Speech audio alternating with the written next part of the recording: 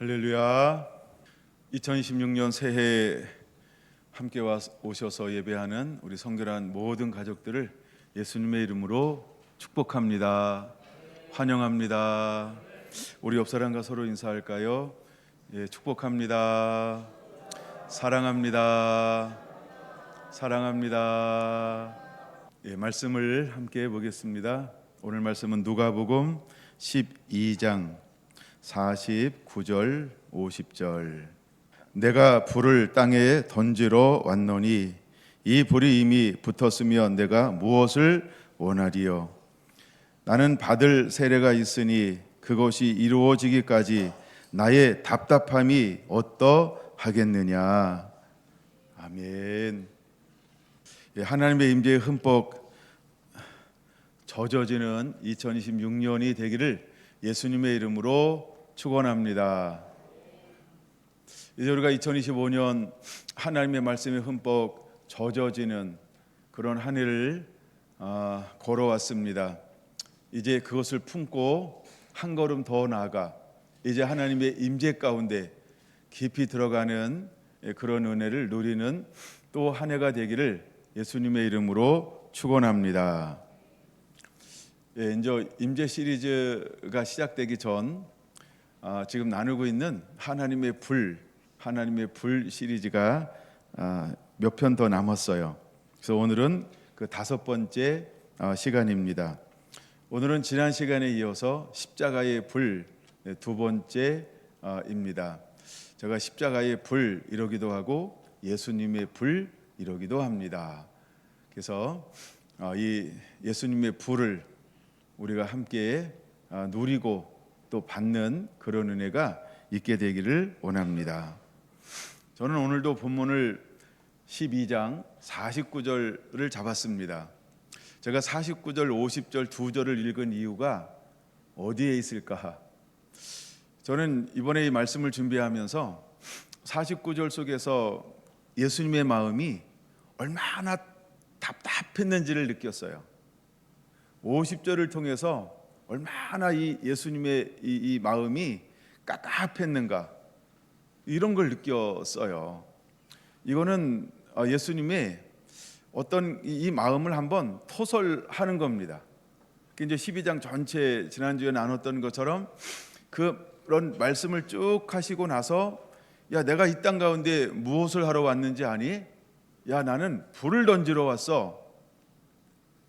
그런데 사람들의 반응은 여전히 아직도 미지근하다라고 하는 겁니다. 예수님은 분명히 무엇을 하냐 하면 분리하는 사역을 합니다. 정화하는 사역을 합니다. 그들을 정결케 하는 사역을 하고 있습니다. 그러나 너무나 많은 사람들이 아직도 우매한 가운데 있습니다. 눈은 멀고 귀는 닫혔고 마음은 깨닫지 못하고 여전히 그들은 이 땅의 것을 추구하며 진리에 목말라하지 아니하고 갈망하지 아니하고 예수님을 따라다니고 따르기는 하나 그 안에는 무엇이 가득할까? 자신의 욕망. 내가 원하는 예수님은 어떤 분이신가에 대한 이것이 너무나 강하지 하나님의 나라, 하나님의 뜻, 하나님의 주권 이것은 아직도 온전히 회복되지 않은 상태. 누구까지도 그런 상태에 머물러 있었나요? 제자들까지도 70명의 제자들까지도 예수님을 그렇게 가까이 했던 모든 이름 없는 무명의 용사들까지도 그들 안에 아직 정화되지 않은 부분을 가지고 있다라는 겁니다. 그럼 언제까지 그렇게 될까? 특별한 은혜가 임할 때까지. 예수님도 아십니다.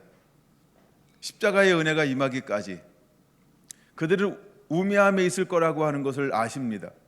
그럼에도 불구하고 예수님은 이 49절 50절에서 깝깝하고 답답한 마음을 한번 토설하고 있는 것입니다. 다시 한번 49절 눈으로 보세요. 내가 불을 땅에 던지러 왔노니 이 불이 이미 붙었으면 내가 무엇을 원하리요. 나의 받을 세례가 있으니 그것이 이루어지기까지 나의 답답함이 어떠하겠느냐. 이건 예수님의 심정이라고 하는 겁니다. 우리가 겟셋만에서의 심정을 충분히 읽어낼 수 있어요. 근데 겟셋마네 심정, 이제 겟셋마네 가시기 전 이제 이 깝깝함과 답답함을 예수님은 이렇게 토설하고 있다라고 하는 것입니다. 내가 땅에 불을 던지러 왔는데 이 불이 붙었으면 내가 무엇을 원하리요? 붙었다는 거예요? 안 붙었다는 거예요? 안 붙었다는 거죠. 두 번째 50절, 나의 받을 세례가 있으니, 이 세례가 무엇이라고 말씀드렸죠? 이 불이 뭐라고, 이 세례가 뭐라고요? 예수님의 십자가, 예수님의 고난. 근데 아직 예수님은 그 십자가를 지지 않았잖아요. 이제 조금 더 몇 걸음 더 걸어가면 드디어 옮길 겁니다. 자, 오늘의 이제 주 말씀은 십자가로 올라가기 전에 말씀으로부터 시작해서 나눌 것입니다. 그러니까 이 내가 세례를 받았으면 그것이 이루어지기까지 그 마음이 얼마나 답답하겠느냐. 즉 예수님께서 이 땅에 오신 이유가 있어요. 요한일서는 뭐라고 말씀하고 있을까요? 나는 사탄을 멸하러 왔다라고 말합니다. 근데 아직 사탄을 멸하지 못하였어요. 물론 쫓겨나고 있습니다. 수많은 사람이 자유함을 얻습니다. 그러나 그것 가지고는 되지 않습니다. 무엇을 해야만 했을까? 대가를 지불하고 값을 치르고 피를 흘려서 온전히 잃어버렸던 통치권, 권세, 능력, 이것을 회복하기를 원하시는데 아직 뭐예요? 그때가 안 왔다라고 하는 거예요. 그러면서 계속해서 주님은 하나님의 부르심을 향하여 달려가고 있는 모습을 우리에게 보여주시고 있다라고 하는 겁니다. 반복 한번 할까요? 누가복음 12장에는 네 가지가 있다라고 말씀을 드렸어요. 첫 번째 무엇입니까? 두려워하지 말라. 두 번째 염려하지 말라. 세 번째 무서워하지 말라. 네 번째 탐심을 물리치라 라고 하는 것입니다. 여러분, 두려워하지 말라. 4절은 무엇일까요? 우린 두려워할 자를 두려워하는 자가 되어야 한다라고 하는 것입니다. 정말 두려워할 자가 누굴까요? 그렇죠? 심판의 주를 두려워해야 하는데 우리는 그 다른 것을 두려워한다는 것입니다. 우리는 무엇을 염려하지 말라라고 말합니다. 우리는 무엇을 가지고 있어야 할까? 30절은 말합니다. 너희에게 있어야 할 것을 하나님이 공급하실 것이다. 근데 아직도 우리는 온전히 예수님과 하나가 되지 않음을 통하여서 염려하고 있다는 것입니다. 그들은 무엇을 무서워하고 있을까요? 33절은 말합니다. 낡아지지 아니하는 배낭을 만들어라 라고 말하고 있습니다.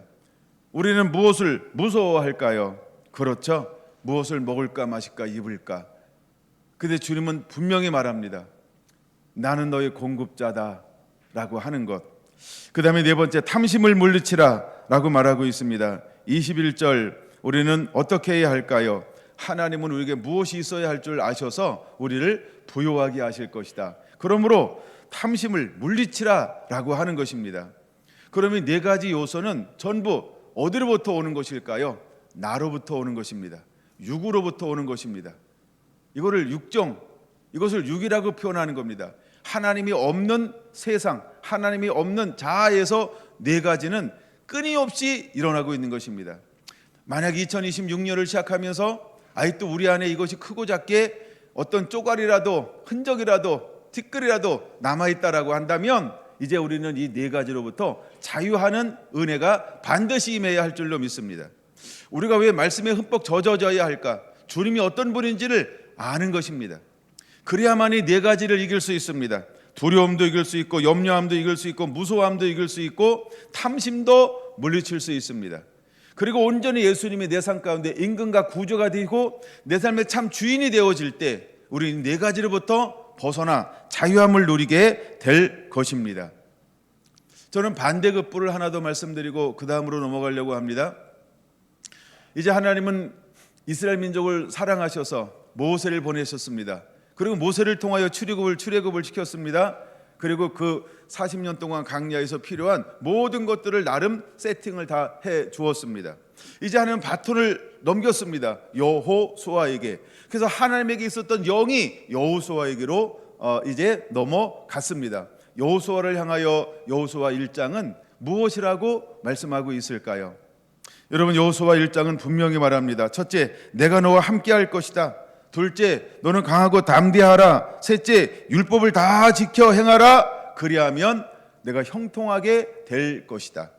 이제 우리가 2026년을 시작하는 우리들은 하나님이 여호수아에게 선포했던 것처럼 세 가지를 회복해야 할 줄로 믿습니다. 이제 우리가 임재를 가지고 온 열방에 하나님의 나라를 만들어갈 성결한 성도 한 분 한 분들에게 여호수아 1장 5절에서 9절의 말씀이 그대로 우리의 말씀, 나의 말씀이 되는 은혜가 임하게 되기를 축원합니다. 첫째, 내가 너와 함께할 것이다. 하나님이 함께하겠다고 말씀하고 있습니다.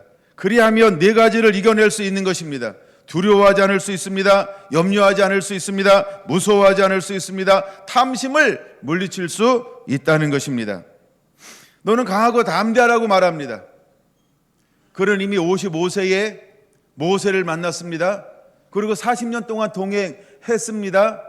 물론 출애굽하는 과정까지 겹치면 1년에서 6개월 정도 걸리니까 그는 54세 모세를 만난 것입니다. 그는 수종자가 되었습니다. 모세의 곁을 떠나지 않습니다. 모세와 동고동락합니다. 늘 24시간 함께 붙어있는 것처럼 보입니다. 나중에 정탐꾼을 파송할 때 보니까 그는 한 지파의 수장이 되어져 있는 것을 볼 수 있습니다. 근데 그를 향하여서 강하고 담대하라고 말합니다. 그는 한번 아말렉과의 전쟁을 하는데 최전선에서 이스라엘 군대를 이끌어가는 총사령관의 모습을 우리에게 보여주고 있습니다. 근데 그런 그를 향하여 하나님은 무엇이라고 말씀하고 있나요? 너는 강하고 담대하라. 두려워하지 말고 무서워하지 말라는 것입니다. 이 말은 단순히 쫄 보이기 때문에 하는 말이 아닙니다.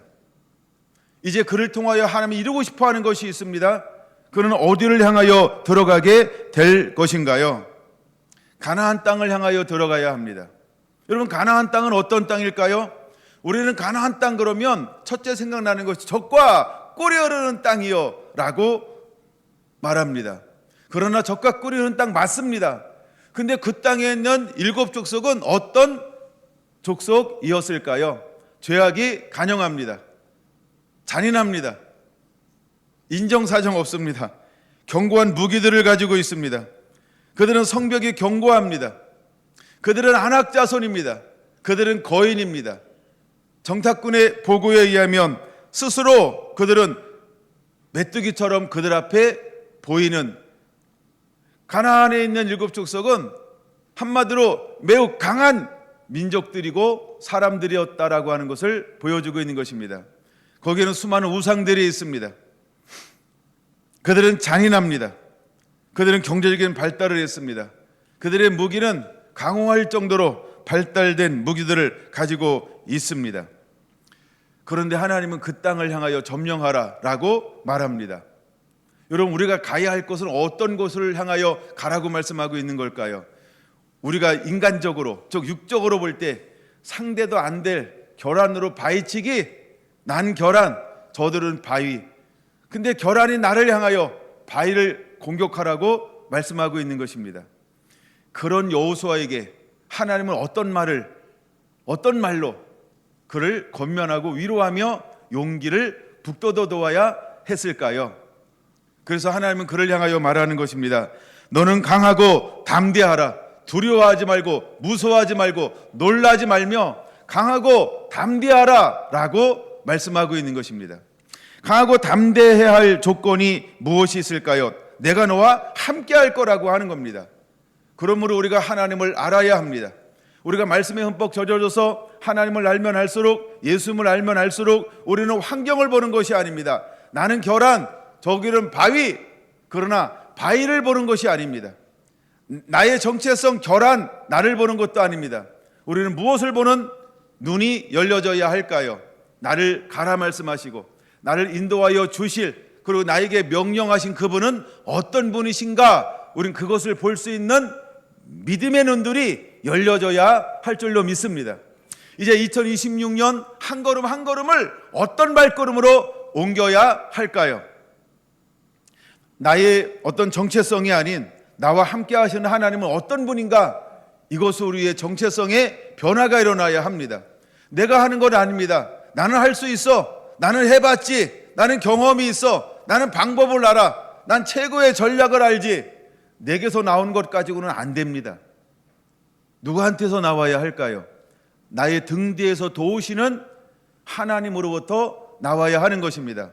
나를 앞서 행하시는 하나님으로부터 모든 전략과 전술이 나와야 하는 것입니다.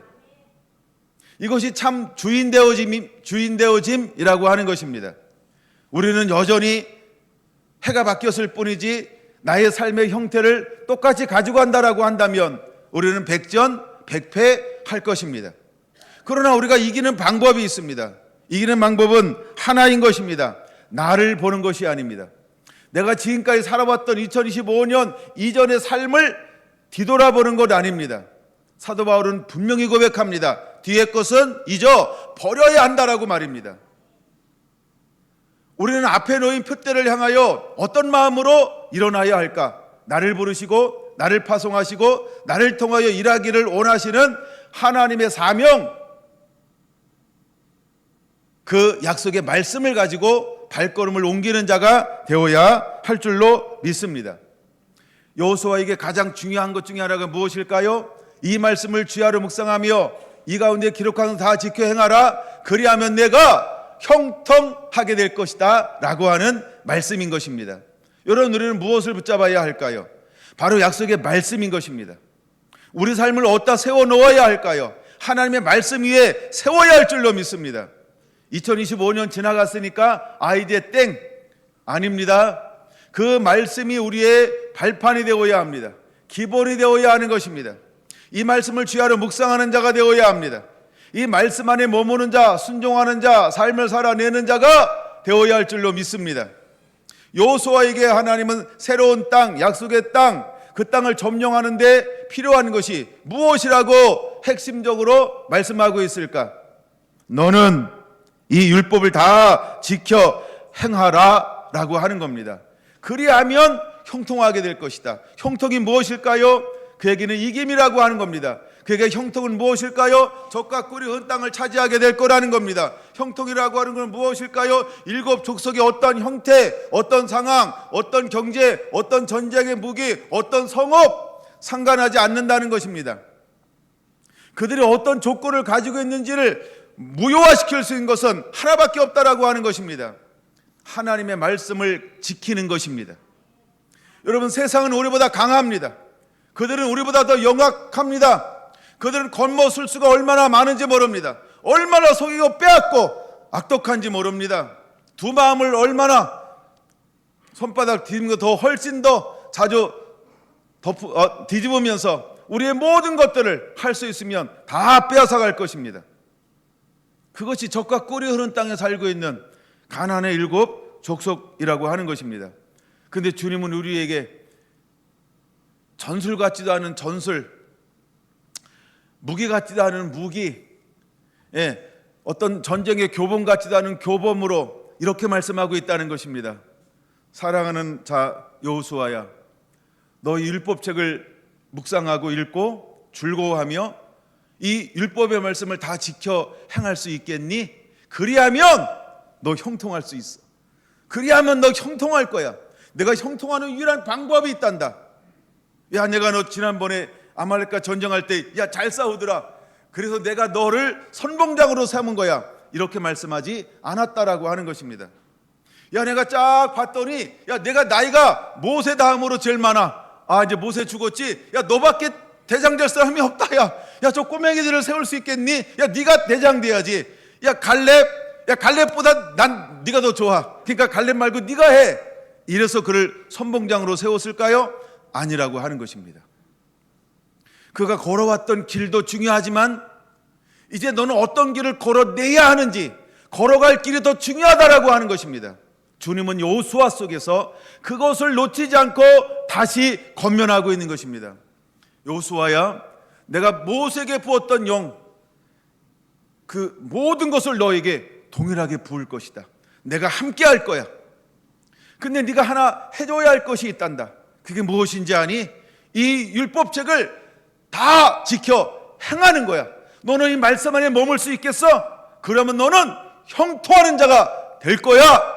이것이 하나님이 여호수아를 향하여 간곡하게 간절하게, 오늘 본문 말씀 누가복음 12장 49절 50절의 말씀처럼 이 간절함으로 여호수아를 향하여 이렇게 표현해 볼까요? 부탁하고 있다라고 하는 겁니다. 오늘 하나님께서 2026년을 시작하는 성도나 성도들에게 하나님은 어떤 마음으로 다가오셔서 우리에게 말씀하시기를 원할까요? 동일한 말씀인 것입니다.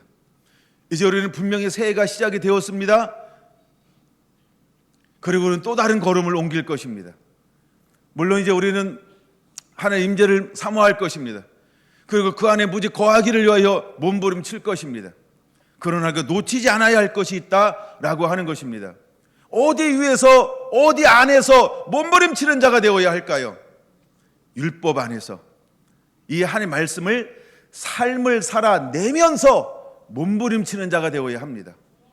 그냥 동떨어져서 내 마음으로 내가 하고 싶은 대로 내 욕심을 가지고 내 야망을 가지고 내 열심을 가지고 내 습관을 가지고 몸부림치는 것이 아니고 분명히 어디 안에서? 말씀 안에서라고 하는 것입니다. 이것이 여호수아를 향한 하나님의 마음이었다라고 하는 것입니다. 여러분, 여호수아가 이길 수 있는 비결은 어디에 있었을까? 그는 말씀 안에 머물렀기 때문입니다. 그는 95세가 되었어요. 그는 110세에 하나님이 부르셨습니다. 그건 앞으로 얼마나 인생이 남았나요? 15년이나 남았습니다. 그는 12, 3년을 어떤 삶을 살았을까요? 땅을 정복하는 삶을 살아갑니다. 그럼에도 불구하고, 하나님이 함께함에도 불구하고 그 땅을 정복하는데 오랜 시간이 걸려야 한다는 것입니다. 하나님은 점진적으로 여호수아를 통하여서 이스라엘 백성들을 대동하여 약속의 땅을 점령하셨다라고 하는 겁니다.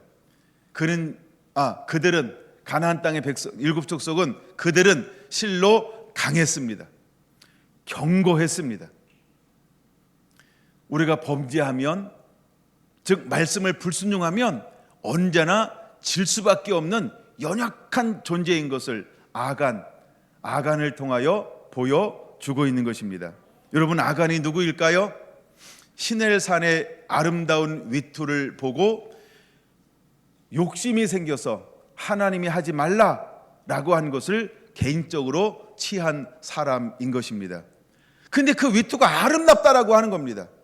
우리가 세상의 아름다움에 현혹될 수 있어요. 멋짐에 현혹될 수 있어요. 근사함에 현혹될 수 있어요. 모든 명예에 현혹될 수 있어요. 모든 욕심에 현혹될 수 있어요. 근데 어디에 위투라고요? 시날산이라고 말합니다. 여러분, 시날이 어딘지 아십니까? 시날이 혹시 기억나시나요? 휘날이 이런 거 말고요. 시나리가 뭔지 아십니까? 바벨탑. 그러면 뭐가 생각나나요? 바벨탑은 어디에 세워졌을까요? 그렇죠? 그 평화에 세워진 거, 시날. 바벨이 뭔지 아시죠? 바벨탑 사건이 뭔지 아시죠? 바벨탑은 무엇으로 건설했을까요? 뭘로 건설했다고요? 자신 있게. 벽돌 맞습니다. 대단합니다, 우리 권사님. 네, 전사님 출신이라 그래요. 벽돌로 했어요. 벽돌과 돌의 차이점이 뭔지 아세요? 벽돌은 사람의 방법으로 만든 사람의 능력, 사람의 지혜, 사람의 모든 과학의 집합체가 벽돌이라는 걸로 상징하는 겁니다. 돌은 뭘까요? 돌은 자연 그대로라고 하는 의미가 있어요. 하나님이 처음에 제단을 세울 때 어떻게 제단을 세우라고 했는지 기억나시나요? 다듬지 않은. 다듬었다 이 말은 뭐예요? 인간적 가미가 된 거예요. 인본주의가 가미가 된 거예요. 하나님의 것이 아닌 내 것이 섞인 게 다듬어라는 것에 섞인 거예요. 돌은 자연 그대로라고 하는 겁니다. 벽돌은 내 능력, 내 지식, 내 기술, 내 모든 것을 섞어서 만든 게 벽돌이라는 의미가 있습니다. 자, 그럼 바벨이라는 원 뜻을 아십니까? 바벨도 지금 다 말씀했잖아요, 그렇죠? 이 권사님 다 아시네, 그렇죠? 저런 분 계셔야 돼요. 혼잡입니다. 섞였다라고 하는 거예요. 그게 바벨이라는 뜻이에요. 근데 마지막 요한계시록에 하나님이 바벨론의 음녀가 나와요. 음녀. 그럼 그 음녀는 뭐 하는 여인일까요? 섞인 여인이에요. 근데 바벨의 여인이에요. 음녀가 섞였다라고 하는 거예요. 혼합됐다라고 하는 거예요. 한 종류가 아니고 두 종류라고 하는 거예요. 우리가 두 마음을 품었다. 이걸 양신의 역사, 양신, 하나님, 사탄, 양신, 신신, 양신이요. 양신 역사 두 마음. 그 같은 마음을 품어라라고 할 때 여러분 우리의 시작을 어디서 해야 할까라고 하는 겁니다. 사람들은 이것을 고안해냈어요. 그게 바벨입니다. 반드시 무너져야 하는 겁니다. 무너질 수밖에 없는 겁니다. 이 얘기를 왜 할까요? 여호수아는 섞이면 안 된다는 겁니다. 이제 2026년을 시작할 때 하나님의 임재 가운데 들어가기를 원하는 저와 여러분들은 섞이면 안 된다는 것입니다. 아름다움에 현혹되면 안 된다는 것입니다. 그 땅, 약속의 땅을 점령하여 들어가는 두 번째 발걸음에서 그들은 무너지고 말았습니다. 누구 때문일까요? 아간이라는 것입니다. 아씨가 문제예요. 여러분 신학을 열어가는데, 교회 시대를 열어가는데 새로운 문이 열렸는데 누구로 말미암아 교회가 무너지기 시작했을까요? 아씨, 아나니아와 삽비라입니다. 그렇죠? 그래서 제가 아씨라고 그러는 거예요. 성의 씨입니다. 예. 여러분은 아씨는 없죠? 다행입니다. 그래서 이야기할 수 있어요. 그래서 여러분 무너지는 겁니다. 왜 무너질까요? 아나니아와 삽비라는 성령을 속였습니다. 바벨탑 사건은 뭘 하는 거예요? 하나님께 도전하는 것입니다. 근데 무엇으로 도전합니까? 하나님의 것, 내 것을 섞었어요. 그래서 바벨입니다. 혼합시켰다는 겁니다. 여러분들은 어떻게 살아가는 자가 되어야 할까? 우리가 이제 말씀의 사람이 말씀에 익숙해서 말씀에 젖어졌어요. 그러니까 말씀에 젖어질수록 해야 되는 것이 하나 있습니다. 그게 뭘까요? 나를 뽑아내는 거, 나를 뽑아내는 거. 예수님은 오늘 본문의 말씀 1절 무엇을 들어왔다라고 말하고 있다고요? 내가 불을 땅에 던지러 왔다. 땅은 무엇을 말할까요? 저 여러분들을 말하는 거예요. 땅을 말하는 거예요. 이게 땅입니다. 땅은 온 인류를, 이 지구를 말하는 거예요. 온 이 태양계를 말하는 거예요. 이게 땅이라는 개념이에요. 예수님은요, 이 땅에 불을 던지러 왔어요. 또 두 번째 땅에 더 직접적인 의미는 이겁니다. 혼합된, 즉 사탄에게 빼앗겨서 사탄의 통치권을 가지고 있는 곳, 이것이 땅의 의미라는 것이 있어요. 근데 하나님은 이 땅에 불을 던지러 오셨다라고 말씀하고 있어요. 그 불은 무슨 불이라고요? 분리하는 거예요. 정화시키는 거예요. 할렐루야. 그러므로 우리는 반드시 정화되어져야 할 줄로 믿습니다. 분리되어져야 할 줄로 믿습니다. 그러므로 여호수아를 통하여 가나안 땅은 오직 하나님의 말씀에 온전히 순종하고 다 지켜 행하는 것, 이것으로만 그 땅을 다스리고 지배하고 점령하여 그 땅에서 형통하는 삶을 살 수 있다라고 방법을 말씀해 주고 있는 것입니다. 여러분들은 이 길을 걷는 자가 되길 원합니다. 반드시 이 길을 걸어야 할 줄로 믿습니다. 할렐루야. 제가 시간 가는 줄 모르고 말씀을 막 나눴어요. 오늘은 두 번째 건데 아직 두 번째 거 못 들어갔어요. 지금까지 이렇게 반복하고 있는 겁니다. 네, 두 번째 거 다루겠습니다. 이제는 마태복음 12장으로 넘어가겠습니다. 마태복음 12장. 자, 여러분들을 많이 사랑하나 봐요. 정신없이 나누고 있어서. 마태복음 12장 38절로 보겠습니다. 바로 한번 넘어가 볼까요? 38절. 그때 서기관과 바리새인 중 몇 사람이 말하되 선생님이여 우리에게 표적 보여주시기를 원하나이다. 예수께서 대답하여 이르시되 악하고 음란한 세대가 표적을 구하나 선지자 요나의 표적 밖에는 보일 표적이 없느니라.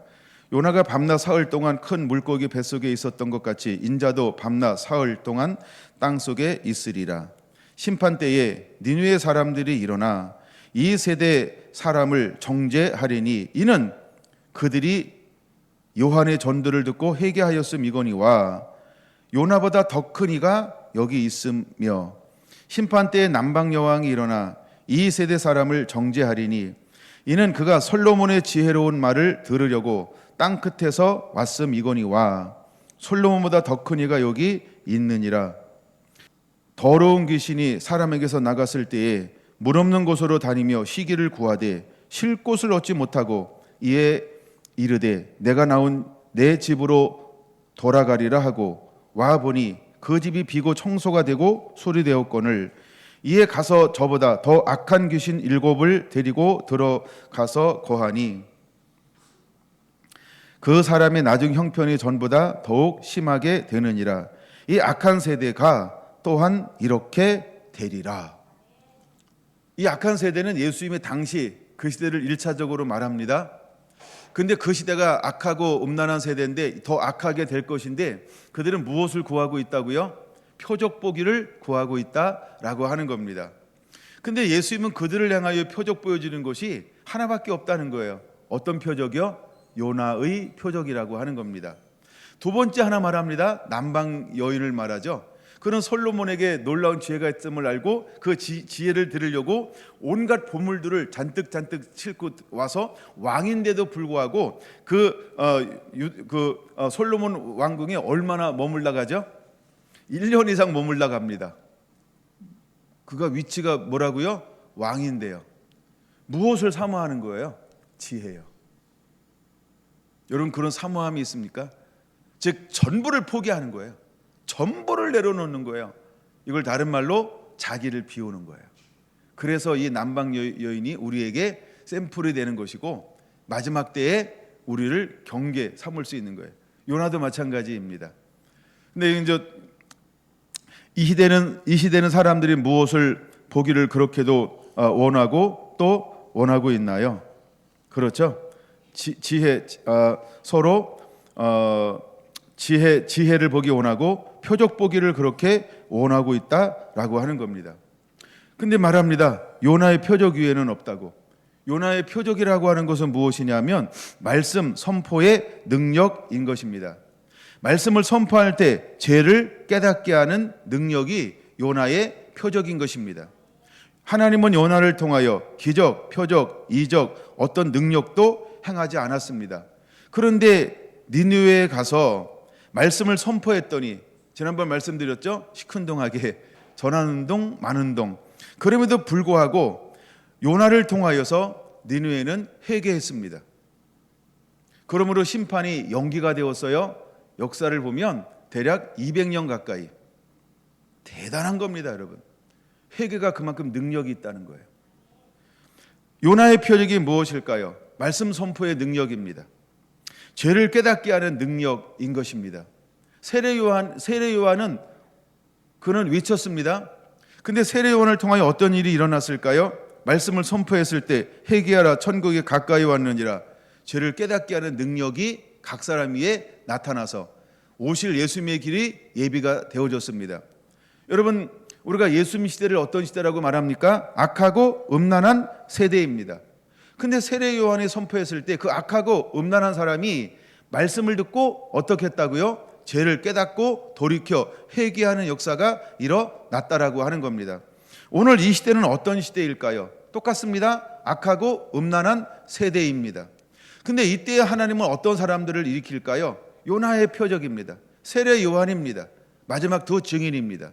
그들은 무엇을 겸비한 자일까요? 하나님의 말씀을 겸비했습니다.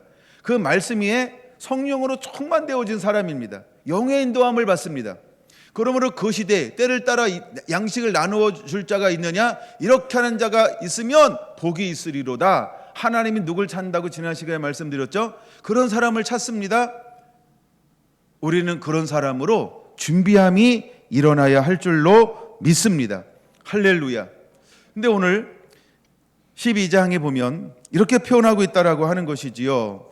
요나보다 누가 있다고요? 더 큰 이가 여기 있느니라. 41절 마지막 부분. 요나보다 더 큰 이가 여기 있으며 누구를 말하는 걸까요? 예수님을 말하는 것입니다. 또 하나 말합니다. 솔로몬보다 42절 솔로몬보다 더 큰 이가 여기 있느니라. 누구를 말하는 걸까요? 예수님인 것입니다. 즉 요나보다 더 큰 말씀의 능력을 가지신 분이 야 여기에 있어. 솔로몬보다 더 지혜롭고 명철하고 하나님의 신에 감동된 사람이 여기 있어. 여기 있는 분이 누구라고요? 예수님. 근데 예수님이 함께 있음에도 불구하고 그 시대가, 즉 예수님이 함께 사역했던 그 시대가 예수님을 어떻게 대우하셨을까요? 물리쳤다는 겁니다. 받아들이지 않았다라고 하는 것입니다. 그리고 그들은 하나님 말씀에 붙들리고 말씀에 감동받고 말씀을 때문에 회심하는 것이 아니고 그들은 매일매일 초점을 어디다 두었다라고 하는 거예요. 현상에 두었다는 겁니다. 그래서 마치 예수님을 비난하듯 희롱하고 조롱하듯 예수님만 만나면 예수님을 향하여 뭐라고 말씀했다고요? 야 예수 한번 표적 보여줘봐. 희롱했다는 거예요. 조롱했다는 거예요. 초점을 옮겨버렸어요. 여러분 그들은 우리가 무엇을 주의하는 자가 되어야 할까요? 그들의 교훈. 그걸 우리 누룩이라고 예수님이 말씀하셨습니다. 어쩌면 오늘날 교회가 이렇게 희롱하고 있을지 모릅니다. 교회가 본질을 외면하고 있을지 모릅니다. 말씀하면서 실제 본질은 외면하고 있는 것이 세계의 교회의 현상일지 모릅니다. 왜 그럴까요? 신학에 속고 있기 때문에 그런 것입니다. 교리에 속고 있기 때문에 그런 것입니다. 그들은 신학 안에 갇혀져 있어요. 교리 안에 갇혀져 있어요. 예수님 안에 머물러야 하는데, 진리의 말씀 안에 머물러야 하는데, 그들은 진리의 말씀을 가지고 신학으로 들어갑니다. 진리의 말씀을 가지고 신학으로 들어가 종교화를 만들어냈습니다. 예수님 시대가 그러한 시대인 것입니다. 여러분 그 시대도 말씀은 있습니다. 모세오경은 그대로 존재합니다. 구약은 그대로 존재합니다. 그럼에도 불구하고 그들은 어떤 세대를 만들었을까? 악하고 음란한 세대를 만들었다는 것입니다. 교회가 없는 것이 아니었어요. 예배가 없는 것이 아니었어요. 헌신도 없는 것이 아니었어요. 구제와 성기가 없는 것도 아니었어요. 모든 종교적인 행위는 다 존재하고 있었습니다. 그럼에도 불구하고 그 시대를 정의하는 한 단어가 무엇이라고요? 악하고 음란한 세대가 되었다는 것입니다. 여러분 우리는 구약과 신약 요한계시록을 위시하여 모든 성경은 마지막 때를 무엇으로 말하고 있을까요? 악하고 음란한 세대다라고 정의하고 있다는 것입니다. 그럼 우리는 어떤 세대로 걸어 들어가고 있는 거예요? 우리는 어떤 세대를 살아내고 있는 거예요? 우리는 어떤 세대를 살아가고 있어야 하는 거예요? 악하고 음란한 세대를 살아야 한다는 겁니다. 그러나 그들을 향하여 주님이 외치듯 이제 우리는 거기서 무엇을 발견해야 할까요? 요나보다 더 큰 이가 있다. 솔로몬보다 더 큰 이가 있다. 우린 그것을 발견할 수 있어야 할 줄로 믿습니다. 그러므로 우리가 이렇게 편안하게 말씀을 자유롭게 볼 수 있을 때 말씀 보아야 합니다. 그리고 우리가 이렇게 예배 드릴 수 있을 때 예배 하나님께 드리는 자가 되어야 할 줄로 믿습니다. 더 큰 이가 함께 계실 때, 더 큰 이가 함께 계실 때, 여러분 그 시대에는 예수님께 직접 들음으로 인하여 그들이 변화되고 회심되어져야 합니다. 그럼에도 불구하고 그들에게 어떤 일정한 하나님의 카이로스, 하나님의 시간이 임하기 전까지는 그들은 우매한 상태에 놓여 있을 수밖에 없었다라고 하는 겁니다. 우매함이라고 하는 것은 무엇이냐면 바로 계시록 3장 18절을 말하는 것입니다. 그 중에 세 번째 안약을 말하는 것입니다. 여러분 그들은 눈과 귀는 듣고 보지 못하였고 마음으로는 도대체 깨달을 수 없는 한계에 머물러 있었기 때문인 것입니다. 그러면 그들에게 어떤 은혜가 임해야 이것을 뛰어넘을 수 있게 될까요? 그것은 바로 마태복음 16장으로 넘어가 보겠습니다.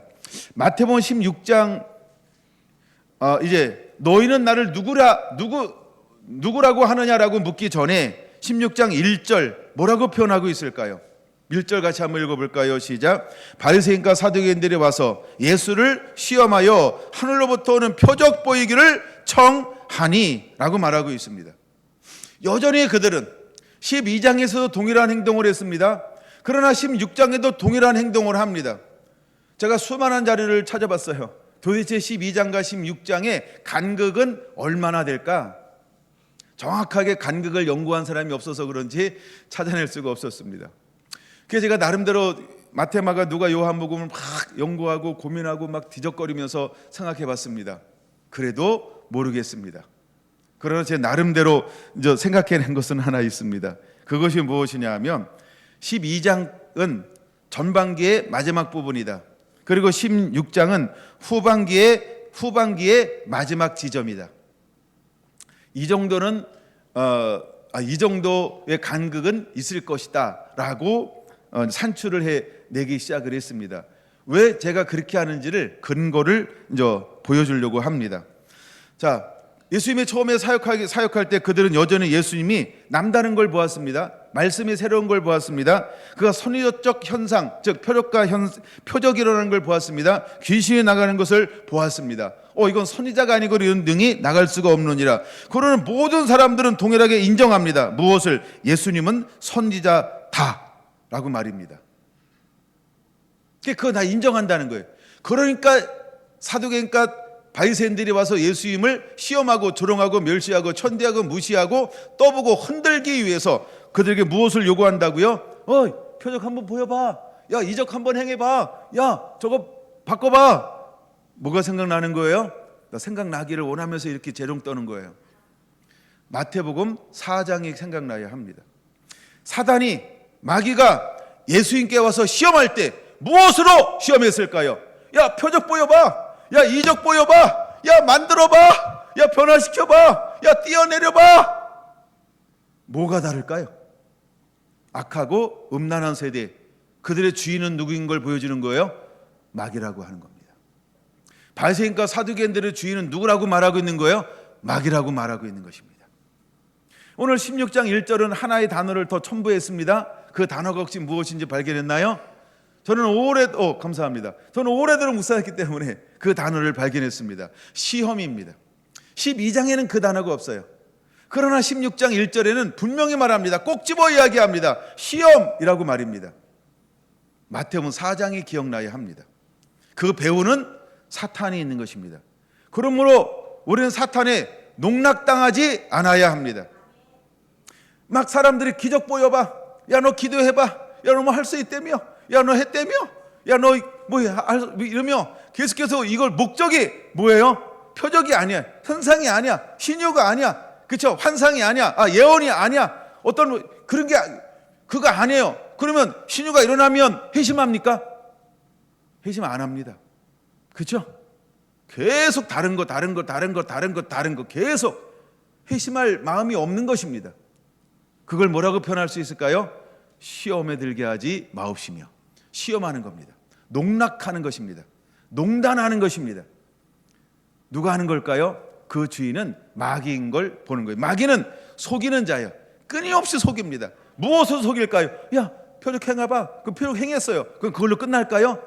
절대 안 끝납니다. 왜? 너 이것도 할 수 있어? 야, 그럼 이것도 한번 해봐. 그럼 너 진짜 믿을게. 했어요. 야, 대단하다. 야, 이거 한 번만 더 해봐. 야, 그러면 내 손에 장을 지으면서 내가 따라다닐게. 무슨 말을 하든지 그것은 무슨 말이라고요? 거짓말이야. 농락하는 거예요. 이걸 희롱입니다. 조롱하는 겁니다. 멸시하는 거예요. 무시하는 거예요. 그 동기가 뭐라고요? 믿으려고 하는 것 아니에요. 받아들이려고 하는 거 아니에요. 근데 지금 세상은 예수님을 향하여 어떻게 나오라고요? 이렇게요. 마지막 때 세상은 마지막 증인들을 향하여, 신부들을 향하여, 교회를 향하여 어떻게 나올까요? 동일하게 나올 겁니다. 야, 해봐. 그럼 내가 믿어줄게. 이렇게 할지 몰라요. 엄청나게 우리를 희롱할 겁니다. 그게 겉모술수입니다. 속다르고 겉다르고. 여러분, 지금 그런 사람들이 리더가 됐다라고 한다면 불행한 것입니다. 그런데 마지막 때에는 그런 사람들이 반드시 이 자리에 서게 될 거예요. 그게 누구라고요? 적 그리스도요. 여러분, 교회 안에도 쓰는데 한 나라의 왕자에 못 앉겠습니까? 그게 겉모술수입니다. 그러면 우리는 깨어 있어야 합니다. 그러므로 우리는 깨어 있어야 합니다. 그러므로 말씀의 사람이 되어야 합니다. 그리고 우리는 말씀에 순종하는 자가 되어야 합니다. 그리고 나를 비워야 합니다. 나를 비우지 않으면 철저하게 유린당하게 될 것입니다. 그게 이제 첫 번째 중요하고요. 그러면서 4절 분명히 말합니다. 야, 네가 천기는 분별할 줄 알면서 4절 시작. 악하고 음란한 세대가 표적을 구하나 요나의 표적 밖에는 보여줄 표적이 없느니라 하시고 그들을 떠나 가시니라. 이제 마지막에 우리는 예수님처럼 어떤 모습을 취해야 할까요? 끊임없이 유혹하고 미혹하고 조롱하고 멸시하고 농락하려는 인간들을 향하여, 세력과 그렇죠 시대를 향하여 우리는 떠나는 자가 되어야 합니다. 그들에게 아무리 오래도록 머물러 모든 하나님의 영광을 보여준다 할지라도 그들은 회심하지 않습니다. 왜 그럴까요? 받아들일 준비가 아예 안 되어져 있기 때문인 것입니다. 우리가 힘을 어디다 쏟아야 할까요? 그렇죠? 배워야 합니다. 어디다 힘을 쏟아야 하는가? 그 다음 거 이제 오늘 진짜 본문 들어갑니다. 다시 5절 말합니다. 제자들이 건너편으로 갈새. 아예 건너편이에요. 편을 나눈 겁니다. 이제 떨어졌다 이 말입니다. 떡 가져가기를 잊었어요. 예수님께서 이르시되 삼가 바리새인과 사두개인들의 누룩을 주의하라. 다시 이제 제자들이 모였을 때, 따르는 군중들이 모였을 때 그들을 향하여 예수님 뭐라고 말을 해요? 바리새인과 사두개인의 누룩을 주의하라. 누룩이 뭔지 아시죠? 그들의 교훈, 그들의 가르침, 그들의 전략, 전술, 그들의 모든 지식, 그들의 모든 힘, 경제, 권력, 뭐 아름다운 부, 명성 다 주의하라는 거예요. 너 예를 들어 자리를 준다. 아무리 좋은 자리를 줘도, 그렇죠? 어떤 뭐 아름다운 걸 줘도, 어떤 여름 편안함을 줘도, 그렇죠? 안 된다는 겁니다. 주의하라는 거예요. 주의하라 이 말은 뭐예요? 함께하지 말라는 겁니다. 여러분, 악인의 길을 따르지 않아야 합니다. 죄인의 길에 서지 않아야 합니다. 오만한 자의 자리에 앉지 않는 자가 되어야 합니다. 굉장히 중요한 것이요. 그게 바로 복 있는 사람인 것입니다. 그 사람은 여호와 율법을 즐거워하여 주야로 그 말씀을 묵상하는 자인 것입니다. 그렇게 할 때에만 물가은 신기한 나무가 되는 거예요. 하나님의 임재 가운데 흐르는 나무가 되는 거예요. 하나님 말씀 안에 심겨진 나무가 되는 것입니다. 여러분 안에 그런 은혜가 일어나게 되기를 예수님의 이름으로 축원을 드립니다. 아멘. 그 다음에 8절 믿음이 작은 자들아 어찌 떡이 없음으로 서로 의논하느냐. 이제는 하나님의 격발 즉 질투 엘칸나가 나오기 시작하는 겁니다. 이때 하나님은 약간 영적인 거룩함 즉 영적인 질투를 드러내고 있는 거예요. 야, 이미 너 보았지 않았느냐, 이미 경험했지 않았느냐 하면서 언제까지 너희가 그것을 향하여 염려할 것이냐, 두려워할 것이냐, 무서워할 것이냐, 정욕에 탐욕에 언제까지 이끌릴 것이냐 라고 다시 이 한마디 속에 포함해서 말씀하고 있는 문장의 흐름이 이 말씀인 것입니다. 그런 다음에 이렇게 말합니다. 너에게 아직도 깨닫지 못하느냐? 5개로 5,000명을 먹인 거, 7개로 4,000명을 먹인 것을 야 깨닫지 못하느냐? 11절 어찌 내가 말한 것이 떡에 관함이 아닌 줄을 깨닫지 못하느냐?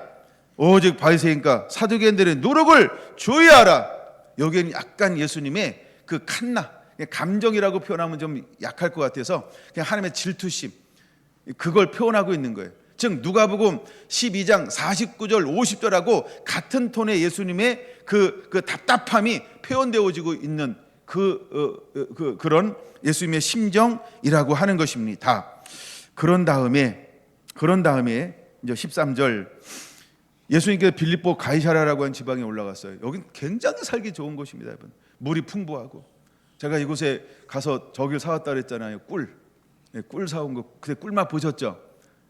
꿀을 하나 사와서 다 꿀맛을 보게 했는데 그 땅에서 온 꿀이었어요. 여기 너무너무 좋은 땅입니다. 드디어 이제 거기에 올라갔어요.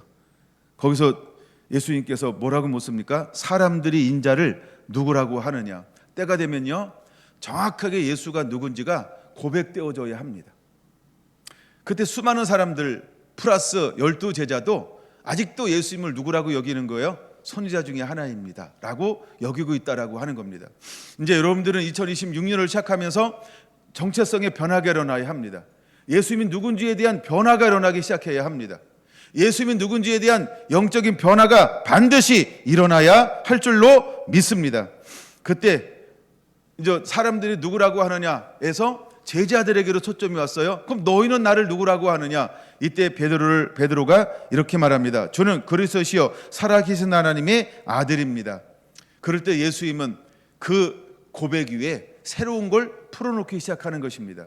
2026년은 우리가 말씀에 흠뻑 젖어진 여러분 안에 새로운 은혜가, 새로운 차원의 새로운 영적 계시적 높이가 풀어지는 은혜가 반드시 임해야 할 줄로 믿습니다.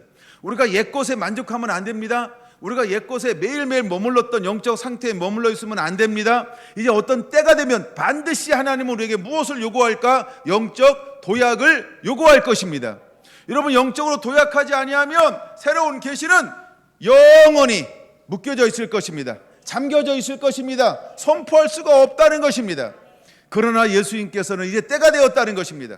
12장에서 16장으로 넘어왔습니다. 전반기 사역에서 후반기 끝나가는 사역으로 접어들고 있다라고 하는 겁니다. 하나님의 때가 점점 다가오고 있다라고 하는 것입니다. 어떤 때가 다가오고 있을까요? 예수님께서 이 땅에 오셔서 내가 불을 땅에 던지러 왔노라, 이 불을 던질 이제 그 시간이 다가오고 있다라고 하는 걸 보여주고 있는 것입니다.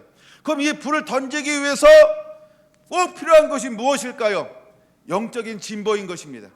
그들은 새로운 고백 위에 삶을 올려 놓아야 하는 겁니다. 새로운 고백은 다음 것을 받을 수 있는 그릇이 준비가 되어지는 것입니다. 이제 우리는 2026년 새로운 것을 들을 수 있고 담을 수 있고 먹을 수 있고 감당해낼 수 있는 그런 변화들이 반드시 일어나야 할 줄로 믿습니다. 아니라면 가지고 안 됩니다. 이거 너무나 무책임한 것입니다. 이제 우리는 새로워져야 합니다. 말씀으로 새로워지고 이제 하나님이 원하시는 영적 수준의 단계로 올라 반드시 가야 할 줄로 믿습니다. 그 단계로 올라가지 아니하면 여러분에게는 새로운 것은 절대로 주어지지 않습니다. 그냥 종교 노름하는 거예요. 그냥 종교 노름하는 건 똑같아요. 빨간 글씨인데 이걸 일요일이지만 우리는 주일이 아니고 오늘 뭐 늘 하던 건데 야 교회 나가자. 그럴지 몰라요. 이제 우리 바뀌어야 합니다. 이제 우리는 변곡점에 섰어요. 반드시 우리는 변화되어져야 합니다. 그런 다음에 그 고백에 예수님은 새로운 것을 드디어 선포합니다. 어떤 곳에도 이 말씀이 기록되어져 있지 않습니다. 그 말이 무슨 말일까요? 하나님은 드디어 뭘 표현하고 있어요? 예수님이 드디어 제자들을 향하여 새로운 단어가 하나 나옵니다. 뭘 표현하고 있어요? 내 교회를 세울 것이다. 처음으로 표현하는 단어입니다. 새로운 계획입니다. 교회를 세울 계획을 이미 가지고 있었어요. 교회를 세우겠다는 것입니다. 근데 내가 세울 교회는 어떤 교회일까요? 음부의 권세가 이기지 못하는 교회를 세우고 싶다는 거예요. 이게 하나님의 플랜입니다. 근데 그 계획이 무엇을 이루어져야 이 땅 가운데 선포되어지고 풀어지기 시작할까요? 신앙 고백인 것입니다. 내 앞에 계신 예수가, 요나보다 더 큰 이가, 솔로보다 더 큰 이가 누구인지를 영으로 아는 자, 영으로 알 때 새로운 계획이 풀어지는 것입니다. 그래서 그들을 향하여 말하는 것입니다. 내가 내 교회를 세울 것이다. 내 교회를 세울 것이다. 주님의 놀라운 계획입니다. 불을 왜 던질까요? 교회를 세우려고. 불은 정화의 불이에요. 분리하는 불입니다. 분리할 것입니다. 왜 분리할까요? 교회를 세우고 싶어서. 교회를 세우기 위하여 먼저 불이 던져져야 한다는 것입니다. 불이 던져지지 아니하면 교회를 세울 수 없기 때문입니다. 근데 예수님이 세우고 싶어하는 교회는 어떤 교회일까요? 음부의 권세가 이기지 못하는 음부의 권세, 그 권세 엑소시아라고 하는 똑같은 단어입니다. 빼앗겼단 말이에요. 아담이 빼앗겨버렸어요. 그 권세, 이걸 차지하겠다라고 하는 것입니다. 이제 주님은 우리에게 십자가의 불로 우리를 새롭게 하시겠다라고 놀라운 계획을 선포하시고 있는 것입니다. 여러분, 우리는 어떤 존재가 되어야 할까요? 악하고 음란한 것으로부터 자유한 자가 되어야 합니다. 우리의 추구하는 것이 새로워져야 할 줄로 믿습니다. 말씀에 흠뻑 젖어서 하며 기뻐하는 것이 무엇인지 나를 비우고 오직 하늘의 것으로 가득 채워져서 그것만을 투영할 수 있는 빛과 소금이 반드시 되어야 할 줄로 믿습니다. 그래야 악한 권세가 이기지 못하는 것입니다. 하나님은 분명히 선포하고 있는 것입니다. 음부의 권세가 이기지 못하게 할 것이다. 그 고백 위에 세우고 싶은 것 또 하나 있다라고 하는 겁니다. 하나님은 사람을 만드시고 이렇게 선포했습니다. 너는 이 모든 것을 다스리라 라고 말씀했습니다. 다스리는 게 뭘까요? 통치권을 말하는 것입니다. 여러분, 통치자에게만 주어지는 것이 있습니다. 그것이 무엇일까요? 키, 천국의 열쇠라고 표현하고 있는 것입니다. 이건 통치자에게만 주는 것입니다. 이 키는 아무에게나 줄 수가 있는 게 아닙니다. 원래 첫사람 아담에게는 천국의 키가 있었습니다. 열고 닫는 것이 있었습니다. 모든 것을 하나님께서 만드시고 누구 앞으로 데리고 갔을까요? 아담에게 들어갔습니다. 아담이 그들에게 무엇을 명령했을까요? 고유한 속성, 모든 본질, 이름을 명령했다라고 하는 겁니다. 그게 무엇일까요? 천국의 키라고 하는 것입니다. 내 뜻대로 해라, 내 마음대로 해라. 그 하나님 안에 온전히 머물렀을 때 아담은 누구를 기쁘게 하는 삶을 살았을까요? 하나님을 기쁘게 하는 기쁨이었다라고 하는 것입니다. 그러나 범죄하고 난 다음에 그는 무엇을 뺏겼을까요? 그 권세를 뺏겼습니다. 천국의 열쇠를 빼앗겼습니다. 근데 예수님은 놀라운 계획을 가지고 있는 거예요. 이제 어떤 계획을 하러 이 땅에 불을 던지러 왔을까요? 예수님은 어떤 것을 하기 위해서 이 땅 가운데 불을 던지실 것인가요? 빼앗겼던 모든 것을 회복하기 위하여 분리하는 정화의 불을 던지실 거라고 하는 것입니다. 이제 우리는 그 정화의 불에 강타당하는 자가 되어야 합니다. 그리고 내 삶 가운데 두 마음이 나눠져야 합니다. 분리가 되어져야 할 줄로 믿습니다. 생명과 사망이 분리가 되어져야 합니다. 참과 거짓이 분리가 되어져야 합니다. 영과 육이 분리가 되어져야 하는 것입니다. 진짜 하나님이 원하는 나와 내가 원하는 나 두 마음에서 머뭇거림이 분리가 되어져야 할 줄로 믿습니다. 갈멜산에 불이 내린 것 가지고 부족했습니다. 그러므로 친히 이 땅 가운데 불을 가지고 오셨습니다. 친히 이 땅 가운데 불을 가져왔습니다. 빛과 어둠을 분리하기 위하여 참 빛으로 불을 가지고 오셨습니다. 그러므로 우리는 예수님을 만남을 통하여서 분리가 일어나야 합니다. 주님이 원하는 교회가 세워지고 음부의 권세가 이기지 못하는 삶을 살아내며 하나님의 나라를 이룰 수 있는 천국의 열쇠를 가지고 이제 순종하여 나아가는 새로운 세대가 반드시 되어야 할 줄로 믿습니다. 여러분, 이 불을 가지고 일어나 한 걸음 한 걸음 나아가게 되는 2006년이 되기를 예수님의 이름으로 축원합니다. 할렐루야.